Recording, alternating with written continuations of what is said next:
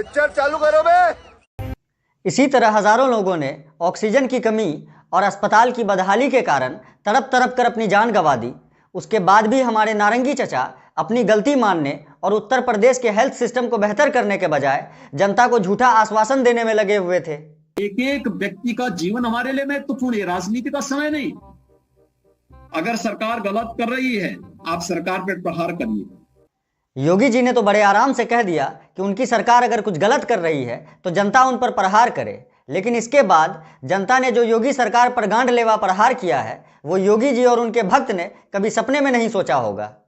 ऊपर लोग हैं जिनका ऑक्सीजन सिंगल डिजिट में, मेरे पापा का ऑक्सीजन 6 पे था। यहाँ पे वो हैंड वाले पंप यूज कर रहे हैं, एक दिन का 40,000 लेकर। तो योगी आदित्यनाथ भेंचो, तो योगी आदित्यनाथ भेंचो। मेरे पापा ऊपर हैं, तुम अपने घर में आराम से बैठे हो, आगे दिखाओ। अभी हिम्मत हो यहाँ पे अपना मुंह लेके आओ। दीदी आपका गुस्सा बिल्कुल जायज है, मगर आपने योगी जी के लिए जिस गाली का इस्तेमाल किया वो थोड़ा गलत था। अगर आपको योगी जी पर ज्यादा गुस्सा आ रहा था तो आप योगी जी को मुट्ठीबाज या मुठमड़वा बोल देते, लेकिन एक संत के लिए बहनचोद शब्द का इस्तेमाल करना यह थोड़ा गलत था। खैर, अब जो मुंह से निकल गया सो निकल गया, इसलिए आगे बढ़ते हैं और बाबा के अगले झूठ पर नजर डालते हैं। देश की सबसे बड़ी आबादी का राज्य यूपी है, लेकिन बेरोजगारी का रेट देश के अंदर सबसे कम कहीं है तो उत्तर प्रदेश के अंदर है। ये उत्तर प्रदेश के अंदर ही संभव हो सकता है, ये हम लोगों ने करके दिखाया। हमारे नारंगी चचा कह रहे हैं कि इनकी वजह से आज पूरे भारत में सबसे कम बेरोजगार नौजवान उत्तर प्रदेश में है, जबकि CMIE यानी centre for monitoring Indian economy की रिपोर्ट के मुताबिक भारत में सबसे कम बेरोजगारी वाला राज्य कर्नाटक है। योगी जी, आप भगवा चोला ओढ़कर जितना सफेद झूठ बोलते हैं उतना तो हमारे ग्रुप का सबसे झूठा लौंडा एक अद्धा पीने के बाद भी नहीं बोल पाता है। इसके बाद भी आप पूरी बेशर्मी के साथ मीडिया के सामने आकर यह दावा करते हैं। एक सन्यासी के नाते मैं जो सच होगा मैं वही बोलूंगा। एक सन्यासी के नाते मैं जो सच होगा मैं वही बोलूंगा। चचा कह रहे हैं कि एक सन्यासी होने के नाते जो सच होगा ये वही बोलेंगे, लेकिन दोस्तों मेरा यकीन कीजिए, अगर कभी हिंदुस्तान में सबसे झूठे मुख्यमंत्री का लिस्ट तैयार किया जाएगा तो उसमें योगी जी का नाम टॉप 5 में जरूर आएगा, क्योंकि इनके मुख्यमंत्री रहते हुए जब उत्तर प्रदेश की जनता महंगाई और बेरोजगारी से परेशान थी तब ये भगवा लुंगी वाले चचा दावा कर रहे थे कि इन्होंने उत्तर प्रदेश के हर आदमी की आमदनी को दुगुना कर दिया है। उत्तर प्रदेश की प्रति व्यक्ति आय को दोगुने तक हम पहुंचा दिए हैं, लेकिन नेशनल एवरेज तक पहुंचाना, उससे भी आगे लेके जाना, इस पर कार्य किए जाने की आवश्यकता है। चचा, इतना बड़ा झूठ तो हिंदुत्व का हाजमोला खाने वाला अंधभक्त भी हजम नहीं कर पाएगा, और अगर गलती से यह झूठ बीजेपी के किसी ईमानदार कार्यकर्ता ने सुन लिया तो भाई का यकीन कीजिए वो भी 2 मिनट के लिए भूल जाएगा कि आप एक सन्यासी हैं और आपके लिए यह कहने पर मजबूर हो जाएगा। चूतिया नहीं लग रहा है, चटक चूतिया लग रहा है।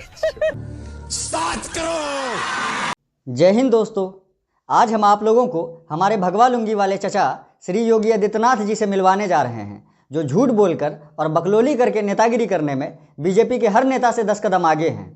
अगर आपको मेरे बात पर यकीन नहीं है तो आप इस वीडियो को बस थोड़ी देर देखिए, आपको मेरे बात पर यकीन के साथ साथ भरोसा, विश्वास और एतबार भी हो जाएगा। जनवरी 2017 के पहले या मार्च 2017 के पहले उत्तर प्रदेश के अंदर भूख से मौत की खबरें आती थी। मैं दावे के साथ कह सकता हूं, मार्च 2017 के बाद एक भी व्यक्ति भूख से उत्तर प्रदेश के अंदर नहीं मरा है। हमारे नारंगी चचा दावा कर रहे हैं कि 2017 में इनके मुख्यमंत्री बनने के बाद उत्तर प्रदेश में भूख की वजह से एक भी इंसान की मौत नहीं हुई, लेकिन चचा के इस दावे में कितनी सच्चाई है अब थोड़ा ये भी देख लीजिए। बीते शनिवार को आगरा में एक 5 साल की बच्ची ने दम तोड़ दिया। बताया जा रहा है कि भूख से तड़पकर इस मासूम सोनिया की मौत हुई। लाली कैसे मरी आपकी बहन? ऐसे भूखी प्यासी मर गई, पैसे भी नहीं है, कुछ भी नहीं है। भैया तुम्हारा कब खत्म हुआ था? लॉकडाउन में खत्म हो गया था। उत्तर प्रदेश के सीतापुर में गरीबी की मार 45 साल के एक व्यक्ति को भूखमरी का शिकार बना गई। ना पड़ोसी सहारा बन पाए और ना सरकारी सिस्टम भूख से बचा पाए। उत्तर प्रदेश के बरेली में भूख से सकीना नाम की एक महिला की मौत की खबर है। महिला के पति का आरोप है कि बीमार होने की वजह से वो राशन लेने नहीं जा सकी। इन सारे रिपोर्ट को देखने के बाद तो आप लोग समझ गए होंगे कि ये विन डीजल का थर्ड कॉपी कितना बड़ा झूठा है। वैसे जिन लोगों को योगी चचा के झूठे होने पर अब भी यकीन नहीं है तो वो चचा का अगला बयान सुन लीजिए। न बेड्स की कमी है, न ऑक्सीजन की कमी है, न रेमडेसिविर की कमी या किसी अन्य जीवन रक्षक दवा की भी कमी नहीं है। उत्तर प्रदेश के अस्पतालों में ना तो बेड की कमी है ना ही ऑक्सीजन की कमी है। ये दावा चचा ने कोविड के सेकेंड वेव के दौरान किया था, लेकिन उस समय उत्तर प्रदेश में कोविड के मरीजों का ऑक्सीजन की कमी की वजह से क्या हाल था, थोड़ा ये भी देख लीजिए।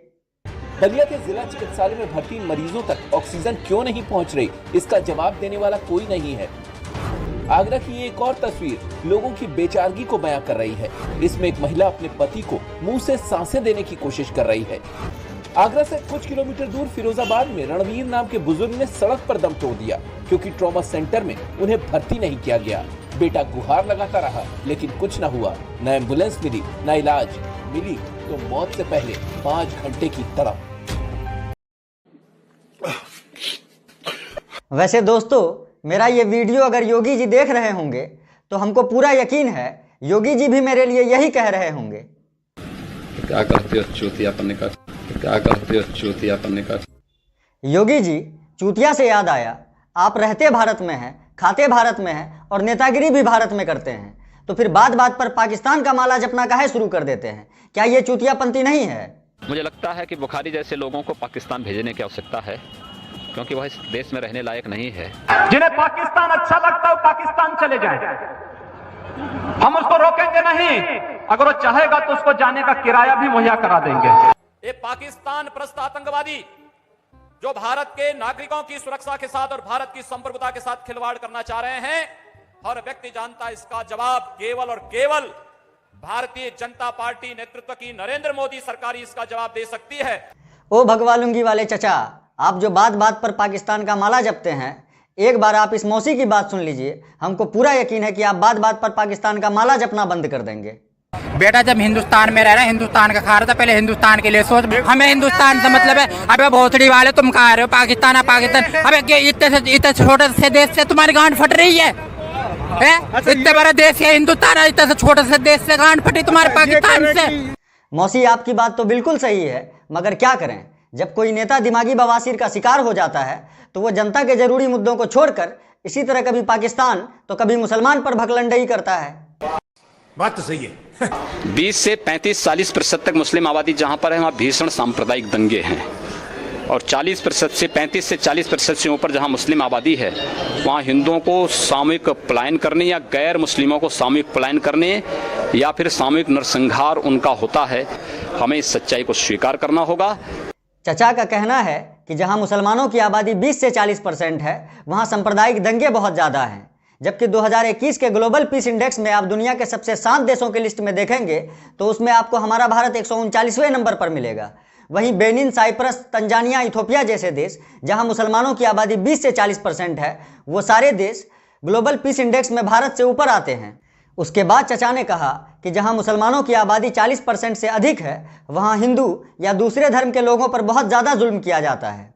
जबकि आप दुनिया के टॉप 50 शांति प्रिय देशों की लिस्ट में देखेंगे तो वहां आपको मलेशिया, कुवैत, कतर, इंडोनेशिया जैसे देश मिलेंगे जहां मुसलमानों की आबादी 40% से अधिक है। लेकिन ये सारे देश योगी जी को कभी नजर नहीं आएंगे। खाओ मां कसम। क्योंकि योगी जी की आंख में इस्लामोफोबिक बवासीर हो चुका है, इसलिए इन्हें हर मुस्लिम देश में दहशतगर्दी और हर मुसलमान में दहशतगर्द नजर आता है। शाहरुख खान जैसे लोग जो इस देश की संस्कृति पर, देश की परंपरा पर हमला कर रहे हैं, उनका एक कृत्य देशद्रोह से कम नहीं है। चचा, जिस शाहरुख खान के साथ आप देशद्रोही शब्द जोड़ रहे हैं वो शाहरुख खान हिंदुस्तान की शान है, क्योंकि उसने अपनी कलाकारी, फनकारी और अदाकारी के जरिए पूरी दुनिया में हिंदुस्तान का नाम रोशन किया है। वैसे चचा, आप ये बताइए कि आपने पूरी दुनिया में हिंदुस्तान का नाम रोशन करने के लिए आज तक क्या किया है? कैसे कैसे लोग रहते हैं यार यहाँ, सिवाय बकचोदी करने के। योगी आदित्यनाथ ने भारत रत्न मदर टेरेसा को लेकर एक बड़ा बयान दे दिया है। वही ईसाई बनकर के आ जाता है तो उसको आप फादर और मदर कह करके, कभी वो मदर टेरेसा के नाम पर भारत का ईसाईकरण करने की साजिश करती है। भारत रत्न मदर टेरेसा पर धर्मांतरण का आरोप योगी आदित्यनाथ ने लगाया है। दोस्तों, मदर टेरेसा ने हमारे भारत के गरीब, बीमार, अनाथ और छुआछूत के मरीजों की निस्वार्थ सेवा के लिए अपने जीवन का 45 साल कुर्बान कर दिया और इसके लिए उन्हें भारत रत्न और नोबेल पीस प्राइज जैसे बड़े सम्मान से भी नवाजा गया।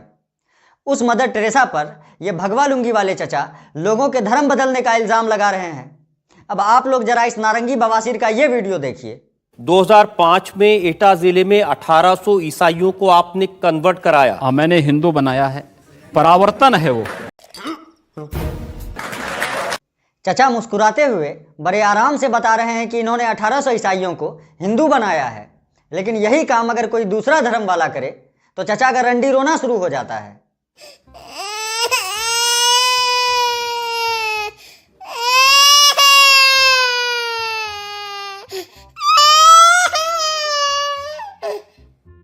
दोस्तों, हमारा भारत एक सेकुलर यानी हर धर्म का सम्मान करने वाला देश है, लेकिन इस सेकुलरिज्म के बारे में हमारे नारंगी बवासीर का क्या कहना है, थोड़ा वो भी सुन लीजिए। ये सेकुलरिज्म जो शब्द है, ये सबसे बड़ा खतरा है भारत की इन समृद्ध परंपराओं को आगे बढ़ाने और वैश्विक मंच पर उसे एक स्थान मिल सके वहां पर प्रस्तुत करने में। जो सबसे बड़ी बाधा है वह यही है। योगी जी, भारत के समृद्ध परंपराओं को आगे बढ़ाने के लिए सेकुलरिज्म समस्या नहीं है, बल्कि आप जैसे नारंगी नमूनों की सोच असल समस्या है। और आपकी जानकारी के लिए यह भी बता दें कि जिस सेकुलरिज्म को आप समस्या समझते हैं, उसी सेकुलरिज्म को मोदी जी भारत के लिए समाधान मानते हैं। ये सरदार साहब के सेकुलरिज्म की ऊंचाई थी कि उन्होंने सबको जोड़ने का काम किया, देश को तोड़ने नहीं दिया। और इसलिए मित्रों, हम सब मिलकर के सरदार साहब के उस सेकुलरिज्म को आगे बढ़ाए और देश को नई ताकत। दोस्तों, योगी जी के झूठ और बकचोदी का फहरिस्त इतना लंबा है कि अगर हम सब पर बात करने लगे तो ये वीडियो 2 घंटे में भी खत्म नहीं होगा। लेकिन वीडियो को ज्यादा लंबा करके हम योगी जी के उन भक्तों को नाराज नहीं करना चाहते हैं जो उन्हें भगवान की तरह पूजते हैं। योगी आदित्यनाथ का ये भक्त दिन रात उनकी पूजा करता है और आस्था ऐसी कि योगी आदित्यनाथ की तस्वीर के सामने सुबह शाम योगी चालीसा का पाठ भी करता है। दोस्तों, अगर ये वीडियो थोड़ा और लंबा हो गया तो यकीन मानिए योगी जी को भगवान की तरह पूजने वाला यही भक्त थोड़ी देर में योगी जी के लिए ये कहने पर मजबूर हो जाएगा, अरे भगवान तुम्हारी माँ का चौदो, न्याय करो माधव चौथ भोसड़ी वाले, हम न्याय करेंगे तो अनर्थ हो जाएगा भोसड़ी वाला, मौत मुझे क्यों नहीं आ जाती है। तो दोस्तों, आज के लिए बस इतना ही। आज के इस वीडियो को यहीं पे खत्म करते हैं और उम्मीद करते हैं अगले वीडियो में फिर आपसे मुलाकात होगी। तब तक के लिए जय हिंद।